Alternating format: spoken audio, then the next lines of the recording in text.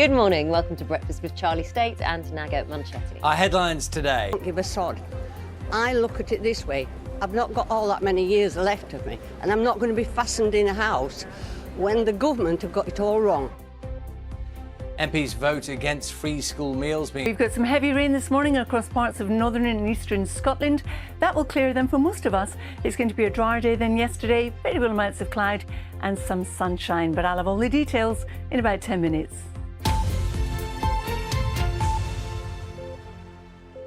Good morning, it's Thursday the 22nd of October. Our top story today. Yesterday saying that it did recognise that businesses operating in Tier 2 would be facing difficulties and that it kept all of its support under review. Now, the Treasury is always pretty tight-lipped ahead of any... Hello for the moment, thank you. The officer leading the policing response to the coronavirus pandemic has urged the government to make the three-tier rules easier to follow. In term time by providing them with free school meals, despite the provision of universal credit and the other things that have been mentioned by the government, we know that they risk going hungry in the holidays too. And Marcus Rashford's campaign. Where is the slick PR campaign encouraging absent parents to take some responsibility for their children? I do not believe in nationalising children. In a statement last night, the footballer said, "Our views are being clouded by political affiliation. This is not politics, this is humanity." Television series Star Trek. Captain James T. Kirk, Spock and Captain Jean-Luc Picard are among the characters featured on the stamps, which go on sale next month. Star Trek was first broadcast in the UK in 1969. I like those. I think you could have given the phrase a little more oomph, to be honest with you. Could you do it, please? Can we just get, should we just get, what was it? Royal Mail has boldly gone. Just try it now. Give it a bit more oomph. No, you tell me how it's done. Show me how it's just done. asking, There you go, Charlie. It's all yours. I'm just suggesting. It's all yours, Charlie. Next time you could have given a bit more... It's all yours, Charlie. Bit more intergalactic welly. Royal Mail has boldly gone. That's my phrase for the morning, Carol. What do you think of that phrase, Carol? Intergalactic, what did I say? Welly. How about Welly, that? I think marvellous, Charlie. A very underused word as well. Brilliant. Good morning, everybody. Now, we've got some heavy rain at the moment. Naga and Charlie. Carol, Thanks, how's your flavonoid intake this morning? I haven't started it yet, actually, Naga. I'm hoping to do that as soon as I leave the studio. Are you? And in what form are you going to take your flavonoid? Oh, poo. I think I'll imbibe it. Yes, you will. Well done. I'll Are you going to explain at any point? No, a little later. I'm just going to leave Carol hanging there because I like doing that to her. 6:15, let's have a look at the front pages of the papers on this Thursday. It looked at the evidence of these flavonols, and those with... Basically, if you take more in, it's good for you. Oh, it's getting to. I understood that it had one of the things they were looking at was whether how strong you had your tea has a bearing on whether it's better for you, which I understood to be that the stronger the tea, there's some merit in what it does for you. Yeah, there is, but there's lots of things you can eat that help with flavonols. It amounts up to 4 or 5 cups of tea a day for those who consume the most flavonols, who tended to have decent blood pressure. But I'm not sure if the strength of tea really does help. On that note, I shall pretend to drink a cup of tea. There's nothing in here. Do you not get... You've got a cup of tea down there. Delicious. Can I just say, he gets made a cup of tea every morning by someone very lovely on the floor, so don't feel too sorry What's for not him. to like about the name of this animal, and it's not... Maybe you've heard about it before, I haven't, the uncrushable ironclad beetle. The scientists have been looking at how it's built, see if they can learn anything about construction of things more generally. And it has these extraordinary wing covers, hardened, but they're fused together, which gives it that extraordinary protection. And the equivalent, if you have the same uncrushability factor in a human being, it would be the equivalent of being able to survive having a ship put on top of you. Are you with me? So if we were as strong as a beetle is, you could literally put a ship on top of you, for example, and it would have no effect. Extraordinary, isn't it? Let's not try it, shall we? Can I also say, actually, when it came to the flavonols, red wine and chocolate. Now, this is when I'm going to become more interested in this. Red wine and chocolate also contain flavonols, but the flavonol levels vary between brands. So soon enough, you could see, you have calorie intake, sugar, fat, whatever, flavonols. Go for your flavonols. Good to know. 18 minutes past 6 is the time now. And he's now almost half an hour behind Primoz Roglic, who himself was in a group that got into a bit of a surprise with wild ponies there in the road. If they thought the danger had passed, a mare and a foal there had to be carefully avoided on the climb. Fortunately, they all managed to avoid each other. It's not the first time horses have joined the stage, but when you're on open roads, the wildlife is going to play a part. It's there. Whenever I've cycled. Well, I had an incident with a bat. I was cycling down a hill in Greece. Of course you did. And I had a helmet and sunglasses. No, seriously. And the bat wedged itself between them, and I couldn't see, and so I ended up in a bush. So hold on, there was a bat. It flew into my face, got wedged between my sunglasses and my helmet and my eyes. How big was the bat? A few seconds of flapping. I was in a bush. The bat thankfully got away, I presume. I never saw it again. Is it daytime or nighttime? Pardon? Daytime or nighttime? It was dusk, about 6 o'clock in the evening. It was starting to get dark. How big was the bat? Well, it seemed like an enormous fruit bat, but probably it was a tiny bat, really.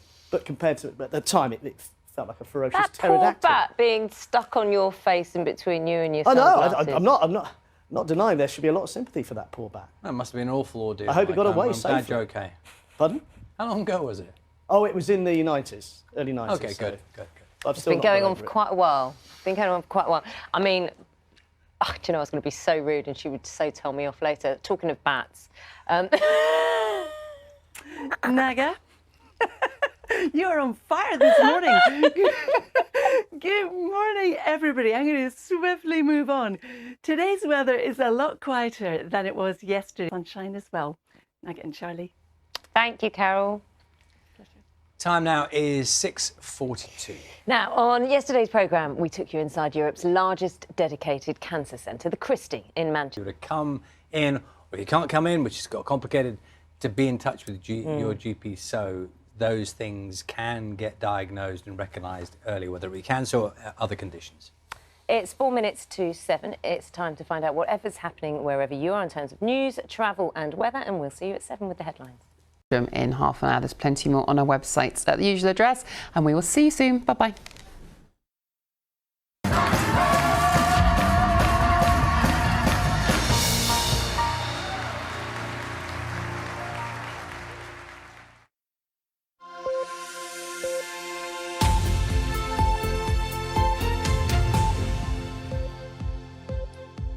Good morning. Welcome to Breakfast Show with Charlie Stayt and Naga Munchetty. Our headlines today. The sod.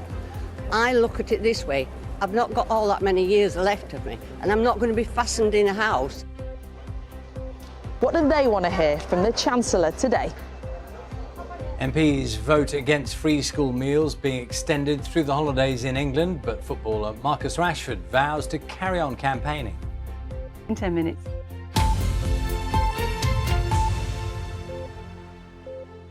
Good morning, it's Thursday the 22nd of October. Our top story today. Manchester moves into Tier 3, the very high COVID alert level from tomorrow. South Yorkshire on Saturday. Opinions there are divided. I think it's a good thing. I think we need a sharp shock, and hopefully if everybody gets on board, that's what it will be.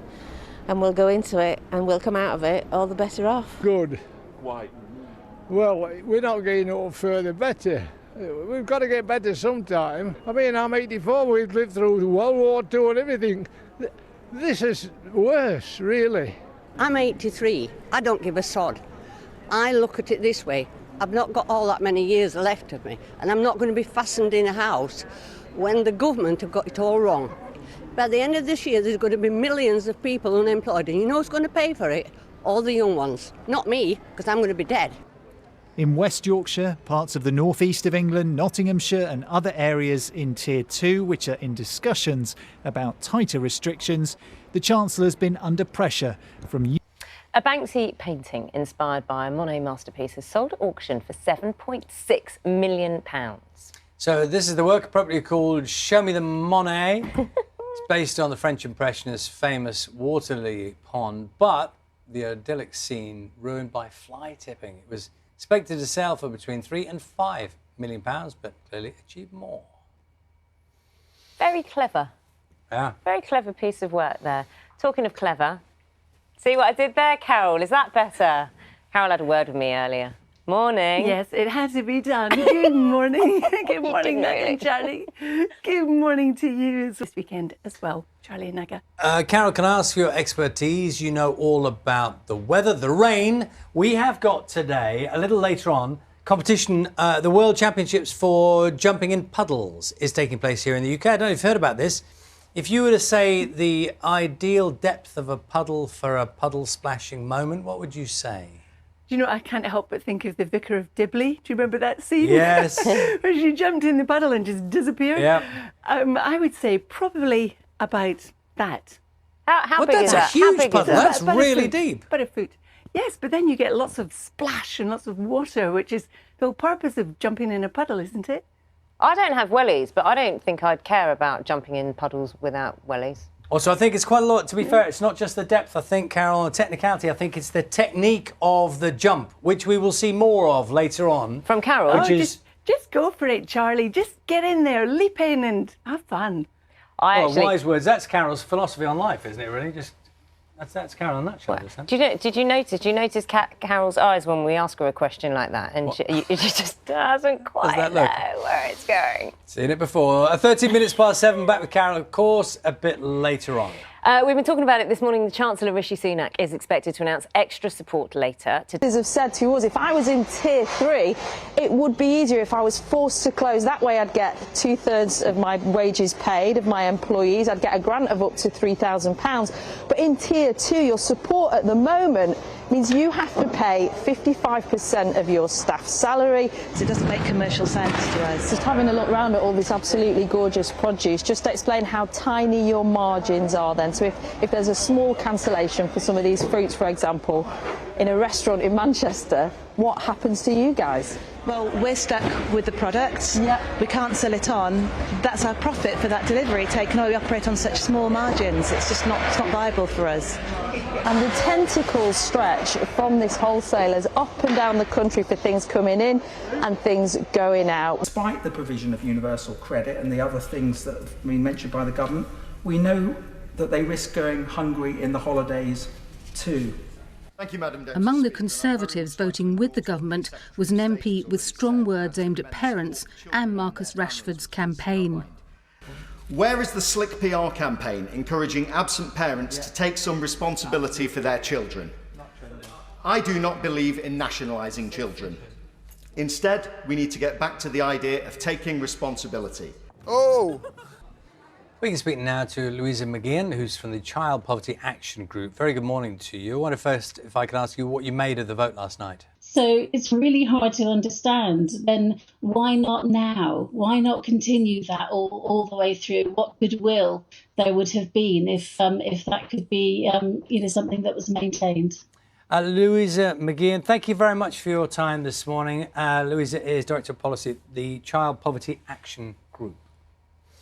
27 minutes past 7 is the time. Find out what's happening wherever you are this morning. We'll see you in a few minutes. Travel news now, and pretty good news on the tube this morning, Park Road, and that's because of an accident, very slow as you can see. OK, let's see what the weather's got in store for us all with Kate Kinsella. Good morning. Well, it's a mild start this morning and increasing and thicken through the afternoon. Heading into the weekend, very breezy day for Saturday, dry through daylight hours, rain overnight, and let's not forget the clocks go back on Saturday night. Good reminder. Right, that's it. I'm back with the latest from the BBC London newsroom in an hour. We'll see you soon. Bye-bye.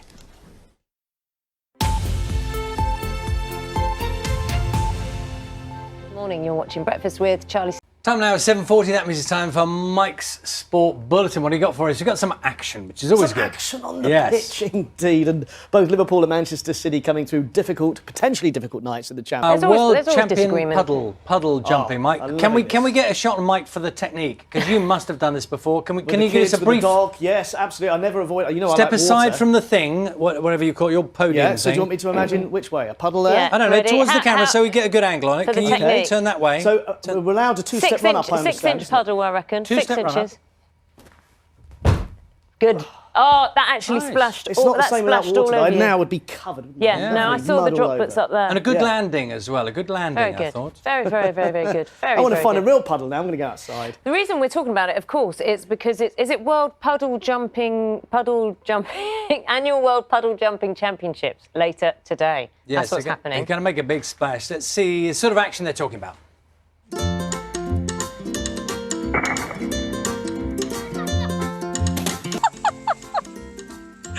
You're mad!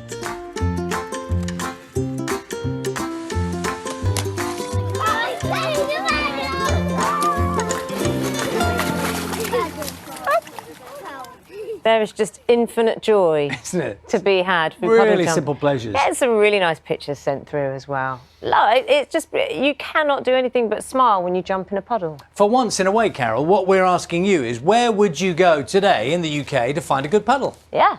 Right now, I would go to the north and east of Scotland because we've got some torrential rain there.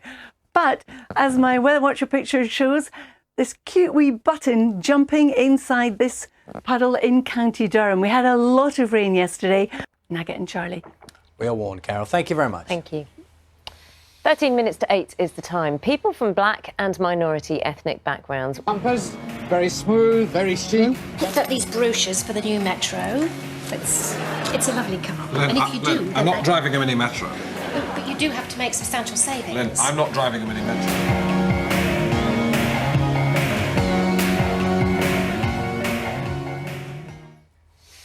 So it's taking a few people back seeing those images there. Let's speak to Metro superfan Gerard Shaw. Stephen Lang is from the British Motor Museum. So let's talk, Gerard, let's talk about you and your motor. As well, that his lives a spoilt life now, because it wasn't the most durable, shall we say, of cars. Well, you've got to put it a little bit in context with the other things that were around at the time. When it came out, actually, it was a really great car, spacious, economical, and up with the best that the Europeans could to provide on the market. But of course, anybody who knows anything about BL will associate with poor quality and that kind of thing, and it got a bit of an unfair reputation, probably, given the number that actually made it onto the road. And it's be male or female. Does it have a sort of identity, a character? Don't think either really, but I do kind of give it a little pat on the back of the roof when I close up for the night, or if it passes the MOT. It's always kind of like, well done. Always pleased that it gets. You know, I talk to my car too. I always talk to my car. I think it's a good thing to do. When it does well, when it's taking you on a long journey or passes the MOT, well done. You know. It's a long-established relationship, Gerard. Can I just check one thing as well? You know, you say you take it out for a ride and you get lots of reaction. Are your family as keen on being in it as you are? My dad's driven it once. And, So lovely to see you this morning. Gerard, yeah. thank you. Good luck with Metty. Stephen Lang as well. Thank you very much as well. Had loads of comments coming through. Nick had a bright orange Metro. For those? Well, they were flash. They were so flash. Very professionals. Very professional. Headlines. Professionals, as in the professionals. TV series. Oh, as in Bodie and Doyle. Yeah. Gerard, I absolutely embrace the idea that you love your car that much, and it's still knocking around. Funnily enough, I saw a three-wheeler only yesterday. Robin Reliant. And there's something about seeing an older car, and it just makes you smile a little. I always wanted a Ford Capri. Do you remember those? Well, they were flash. They were so flash. Very professionals. Very professional. Headlines. Professionals, as professionals. in the TV series. Oh, as in Bodie and Doyle. Yeah. Did they have a Ford Capri? Yeah. Headlines are coming up. What makes World Service so unique is its genuine world perspective, not just in news, but actual cultural landscape. Well, I grew up with the World Service as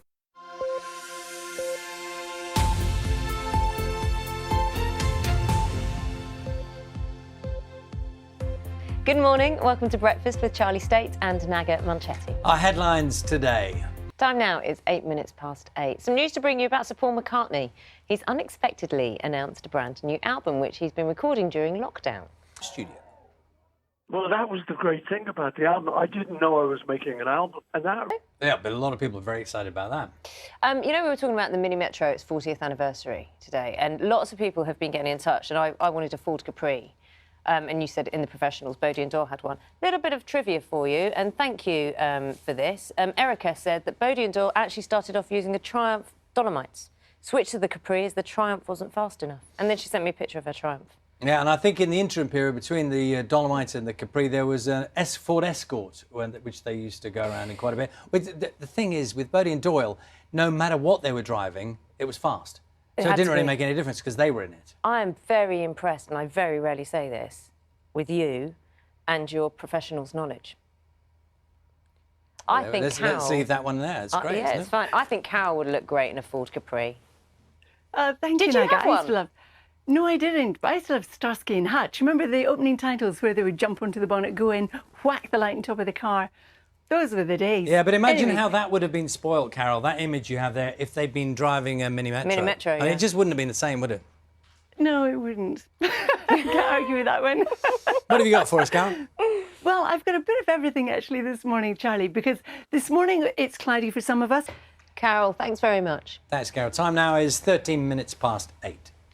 Now, on yesterday's programme, we took you inside Europe's largest dedicated cancer centre, the Christie. It is scary, but many of the diagnoses, you know, they're nothing, but do just keep talking if you're worried. It's time to find out what's happening wherever you are this morning, and we'll see you around 8:30. Get Barry and Trisha's lines settled so we can talk to them as well. But in the meantime, we'll stick with you, Simon. Just give me an idea then, because, you know, you mentioned Barry and Trisha, how important it is that people still, you know, obviously so passionate about this and commemorating this, but actually putting the effort in. And measures relating to COVID-19, but most importantly, if people just go to the Royal British Legion website or search Poppy Appeal, they'll be able to find a range of ideas, fundraising ideas, physical paper poppies, downloadable poppies they can put in the window. We've got a huge range of options this year. And yeah, they're very easy to find and get hold of. Well, Simon, thank you very much, and I wish you luck with the fundraising. Thanks so much. And we should just say, Barry and Tricia, who we're going to speak to, just to give you a sense, 77 and 75 years old they are, a married couple, and they've been collecting for their Poppy Appeal for 10 years now. So I'm so sorry we couldn't catch up with them. But in a way, they were the ones who were going to illustrate for us the kind of lengths that people go to and how much it matters. 75 boxes, and they usually travel like 30 or 40 miles around the villages to make sure that the boxes are all there. That's how committed they are to it. Anyway, Barry and Trish, I'm sorry we didn't get to speak to you, but good luck, and maybe we'll speak to you in the future. Mike is here with the sport. You've got some drama on the pitch that you've been quite excited about today. Well, calamitous own goal.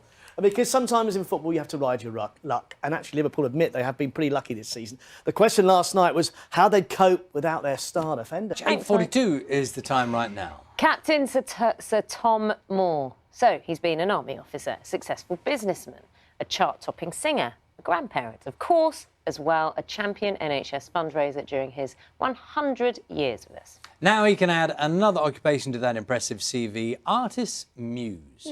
Hundreds of people have been inspired to paint pictures of Sir Tom, and before they're going to be auctioned off for charity, he's been casting his eye over them with the help of our arts correspondent, David Sillito. Oh, they're all amazing. Look. I love this one that's made up. This one's coffee, isn't it?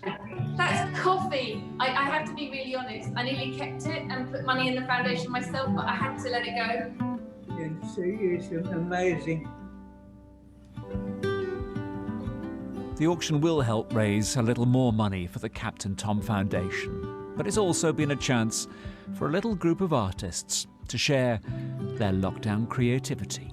Hopefully we can raise some money from it, but the fact that I'm here sitting now in a gallery, this is everything I could have ever wanted. David Sillito, BBC News. Honestly, some fantastic pictures there. Yeah, and the variety as well. It's so delightful as seeing Sir Tom, seeing the pictures and reacting to them, and we know he's been inspirational, but in that specific, it's like people have just been inspired to put something on paper. It's really good. He's genuinely delighted there, genuinely delighted. Let's talk to Carol. It's 13 minutes to 9. We're going to get a fuller forecast about what's due. Now, Carol, Charlie and I had a debate this morning. I said it was very mild this morning in Salford when I entered the office, and Charlie said it's really cold. Who was right? You were, Naga. It's Yes! actually mild. Sorry. Sorry, Charlie. I wish you hadn't said that, Charlie. It was mild. It was the for response time that was unnecessary, wasn't it? I think we can all agree on that. It's not good to gloat. That's what I would say. It's just never good to gloat. I'm winning at something. Oh, bless you, Charlie. Anyway, good morning, everybody. What a lovely Weather Watchers picture from Lincolnshire sent in this morning. Beautiful blue sky. The clocks are going to go back for a time. At least it will be lighter in the mornings. Milder. I like the word milder, Carol. And rain we're embracing today as well. Yes, in northeast Scotland there's some heavy rain. Yes, and Carol, because you asked for it, here we go. We're talking about jumping in puddles, and you were talking about the Vicar of Dibley, which is one of those favourite moments, lots of people. You might enjoy this. Have a look.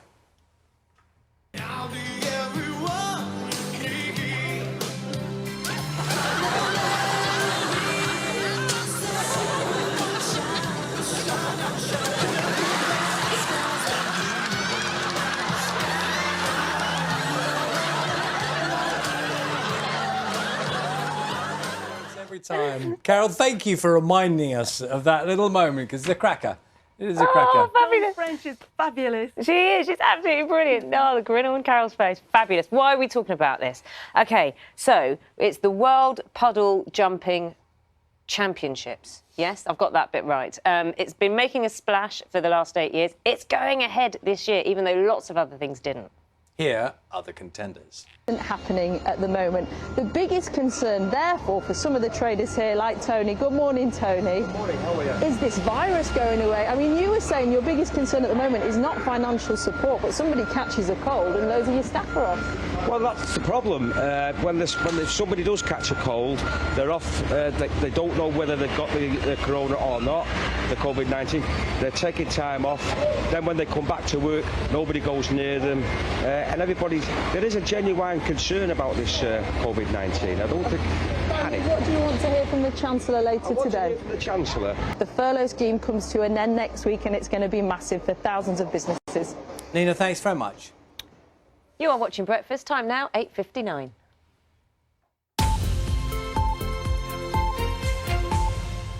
Well, had some joy in the programme today. Puddle jumping, metros, Ford Capris, Captain Tom portraits. And some Lucy. very inspirational individual stories about people who are just how they're responding to things at the moment, which is excellent to hear. Hope you enjoyed it. We'll be back with you tomorrow at 6 o'clock. Now it's time for Rip Off Britain. Thanks, Charlie and Naga, and welcome to day 4 of our special week of live editions of Rip Off Britain.